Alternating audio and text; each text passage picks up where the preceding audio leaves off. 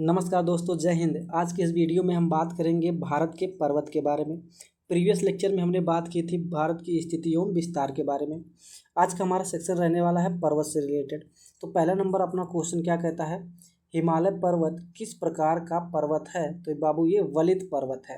अब वलित पर्वत होता क्या है इसको आप समझ लीजिए। देखिए, वैसे पर्वत जो पर्वती में बड़े बड़े चट्टानी पर्वतों या परतों से मुड़ने एवं सिकुड़ने के वजह से बनते हैं। ठीक है, तो वैसे पर्वत जो पर्वती में बड़े बड़े चट्टानी परतों के मुड़ने एवं सिकुड़ने से बनते हैं उन्हें हम वलित पर्वत कहते हैं। वलित पर्वत पूरे विश्व में केवल 3 ही है, जैसे हिमालय पर्वत हो गया जो कि एशिया का वलित पर्वत है, और आल्प्स पर्वत जो कि यूरोप का वलित पर्वत है, और एक है एंडीज पर्वत जो कि दक्षिणी अमेरिका का जो है वलित पर्वत है। ठीक है, अब हम नेक्स्ट बात करें भारत का कौन सा पर्वत नवीनतम है? तो ये बाबू हिमालय है। तो हिमालय भारत का नवीनतम पर्वत श्रेणी या पर्वत श्रृंखला है। नेक्स्ट हम बात करते हैं भारत के सबसे ऊंची पर्वत शिखर का क्या नाम है, या सबसे ऊंचे पर्वत शिखर का क्या नाम है? कंचनजंगा, जो कि सिक्किम में स्थित है। ठीक है, सिक्किम की राजधानी है गंगटोक। देखिए, भारत के पूछा जाए तो भारत के मतलब कंचनजंगा हो जाएगा। अगर भारत में पूछा जाए ये बाबू आपका हो जाएगा K2 यानी कि गॉडविन ऑस्टिन। ठीक है, फिर हम बात करें हिमालय की उत्पत्ति किस भू सन्नति से हुई है? तो ये तैथिस सागर से हुई है। ठीक है, जहाँ पे इस समय हिमालय है वहाँ पहले एक सागर हुआ करता था जिसका नाम तैथिस सागर था। तो यूरेशियन जो प्लेट आई वहाँ पे टकराने से इसके ये हिमालय पर्वत खड़ा हुआ। हम एक और लेक्चर लेके आएंगे, उसमें हम आपको पूरा बता देंगे कौन सा पहाड़ कैसे किस तरीके से बना है। ठीक है, नेक्स्ट हम बात करें हिमालय का पाद प्रदेश किस नाम से जाना जाता है? तो ये शिवालिक नाम से जाना जाता है। मतलब हिमालय का जो सबसे निचला पार्ट है उसको हम क्या कहते हैं? तो बाबू उसको हम शिवालिक नाम से बुलाते हैं। नेक्स्ट है हिमालय में हिम रेखा कहाँ मिलती है? तो हिम मतलब जो बर्फ़ वाले एरिया होते हैं वो कहाँ से शुरू हो जाते हैं? 4500 से 6000 मीटर जो है पश्चात में। ठीक है, नेक्स्ट हम बात करें उत्तरांचल के सबसे ऊंचे पर्वत शिखर का क्या नाम है? तो नंदा देवी। मतलब कि उत्तराखंड का सबसे ऊंचा जो पर्वत है उसका क्या नाम बाबू? नंदा देवी नाम है। ठीक है, तो यहाँ पे सारे पर्वत दिए गए हैं, इसको हम थोड़ा आपको जूम करके दिखा देते हैं। ठीक है, तो यहाँ पे ये आपका हो गया नामचा बरवा, ये हो गया आपका K2। ठीक है, कामेत पर्वत हो गया, नंदा देवी हो गया, कंचनजंगा हो गया। ठीक है, तो ऐसे ऐसे धूपगढ़ हो गया, गुरु शिखर हो गया, ये सारी पीक पॉइंट मतलब सबसे ऊंची चोटी है, उनका नाम यहाँ पे दर्शाया गया। जैसे टोडा बेट्टा हो गया, ठीक है, अनाईमुडी हो गया, ये सारे के सारे पर्वत यहाँ पे दर्शाए गए हैं। आई होप आप समझ गए होंगे ये वाला स्लाइड। नेक्स्ट हम बात करते हैं, आगे चलते हैं। नेक्स्ट हमारा है हिमालय श्रेणी। ठीक है, नेक्स्ट है हिमालय श्रेणी में मिलने वाली संकीर्ण तथा अनुदैर्घ्य घाटियों को किस नाम से जाना जाता है? इसको बाबू दून के नाम से जाना जाता है। जैसे देहरादून हो गया, ठीक है, इसको किस नाम से जाना जाता है? दून के नाम से जाना जाता है। नंदा देवी चोटी हिमालय के किस भाग में स्थित है? तो ये बाबू कुमायूं हिमालय के मतलब कुमायूं हिमालय के भाग में स्थित है। ये कुमायूं हिमालय क्या होता है, ये सारे के सारे टॉपिक आपको जब इसका थ्योरी सेक्शन हम कंप्लीट कराएंगे उसमें आपको बताएंगे। अभी ये आपको 1 लाइनर क्वेश्चन मिल रहा है। नेक्स्ट शिवालिक श्रेणी का निर्माण कब हुआ? तो सेनेजोइक युग में हुआ था। एक युग आया था सेनेजोइक युग, तो शिवालिक श्रेणी का निर्माण इसी में हुआ था। नेक्स्ट है भारत की सबसे प्राचीन पर्वत श्रेणी कौन सी है? तो ये बाबू अरावली पर्वत श्रेणी है। ठीक है, सबसे प्राचीन श्रेणी कौन सी है? अरावली पर्वत श्रेणी है।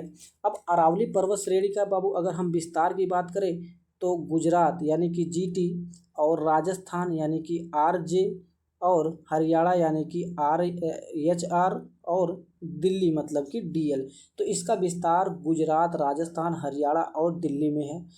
और आपका राजस्थान में आपका 80% एरिया कवर करता है, बाकी इन गुजरात और हरियाणा और दिल्ली में थोड़ा थोड़ा पार्ट इसका फैला हुआ है। और इसकी लंबाई की अगर हम बात करें, टोटल लंबाई ये गुजरात से लेकर दिल्ली तक ऐसे फैला हुआ है। इसकी टोटल लंबाई आपको मिल जाएगी 692 किलोमीटर की लंबाई। ठीक है, आई होप आप समझ गए होंगे।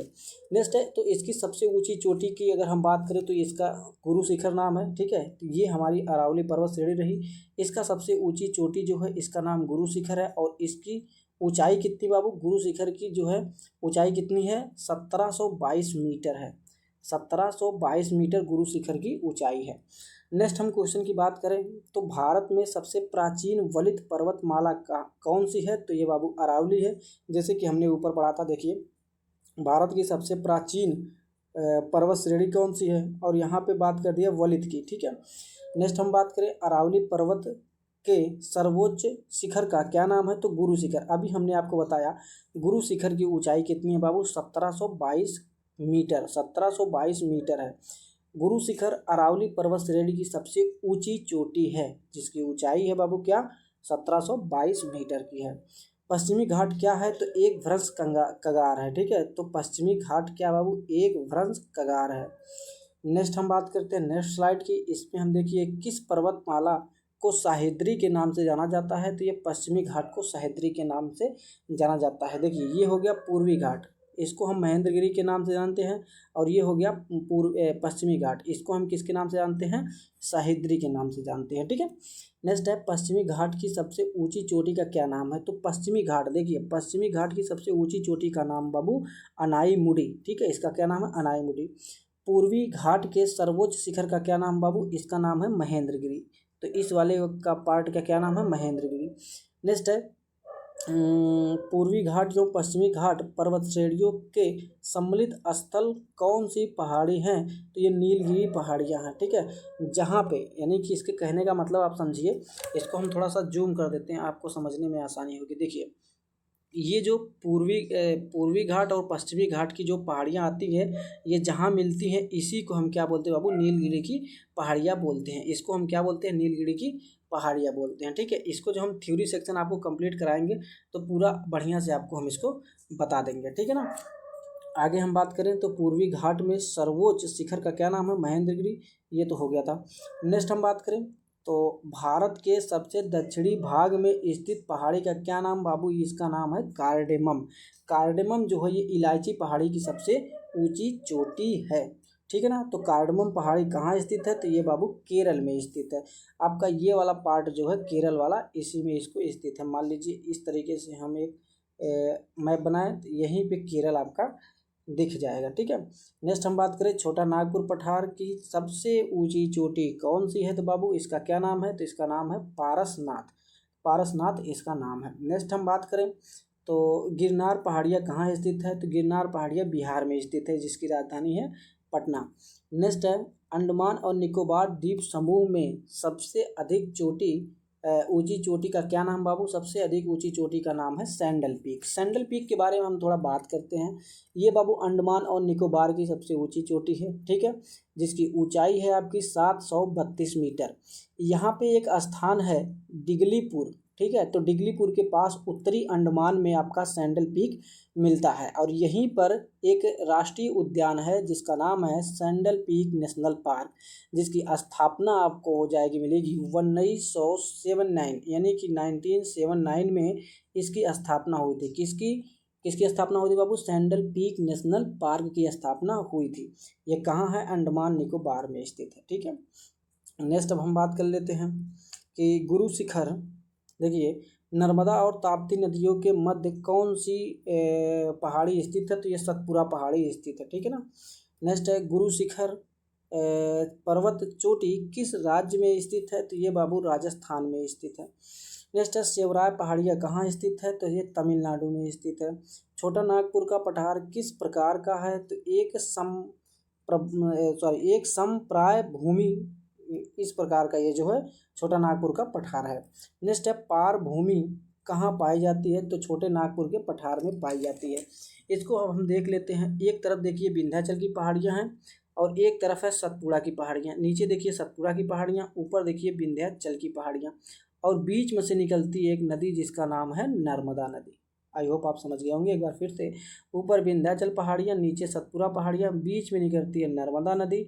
इसी को हम क्या कहते हैं बाबू, नर्मदा नदी। कहाँ से निकलती है, विंध्याचल और सतपुड़ा पहाड़ के बीच से निकलती है, ठीक है ना। नेक्स्ट अब हम बात करें महाराष्ट्र और कर्नाटक। देखिए महाराष्ट्र और कर्नाटक में पश्चिमी घाट को किस नाम से जाना जाता है, इसको सह्याद्री नाम से जाना जाता है। हिमालय के सर्वोच्च, ठीक है, तो हिमालय के सर्वोच्च शिखर माउंट एवरेस्ट की ऊंचाई कितनी है? तो 8,848 मीटर है। 8,848.84 मीटर। ठीक है, इसको हम लिख दें 8,848.84 मीटर इसकी ऊंचाई है। अभी रिसेंटली में चाइना और नेपाल ने मिलकर इसको जो है मापा था। तो अब हम बात कर लेते हैं थोड़ा माउंट एवरेस्ट के बारे में, जो कि दुनिया की सबसे ऊंची चोटी है और इसका विस्तार चाइना और नेपाल में है। चाइना का मतलब तिब्बत में है। ठीक है, तिब्बत की राजधानी लहासा हुआ करती थी, लेकिन चाइना ने इसको ज़बरदस्ती कब्जा कर लिया है। नेक्स्ट यहाँ पे हम बात करते हैं नेपाल में जो है माउंट एवरेस्ट को नेपाल में सागर माथा के नाम से जाना जाता है। ठीक है, माउंट एवरेस्ट को जो है नेपाल में सागर माथा के नाम से बुलाया जाता है और इसी को तिब्बत में हम किस नाम से जानते हैं? चोमोलुंगमा नाम से जानते हैं।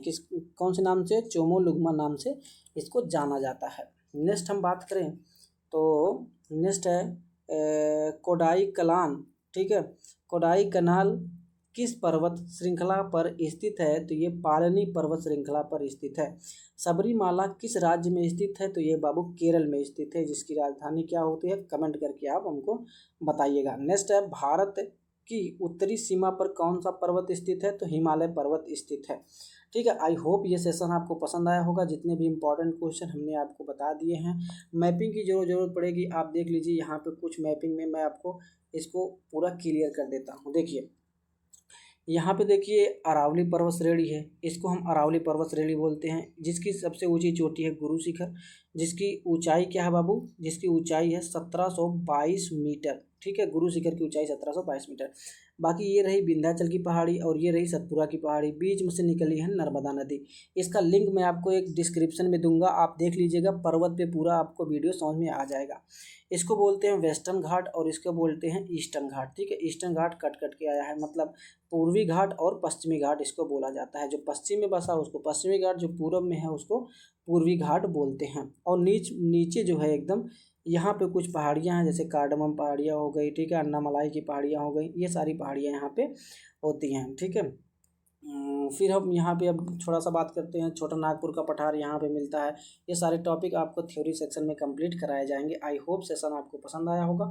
सेशन पसंद आया होगा प्लीज़ वीडियो को लाइक करके एक सपोर्ट जरूर करिएगा और चैनल पर नया है सब्सक्राइब जरूर करिएगा।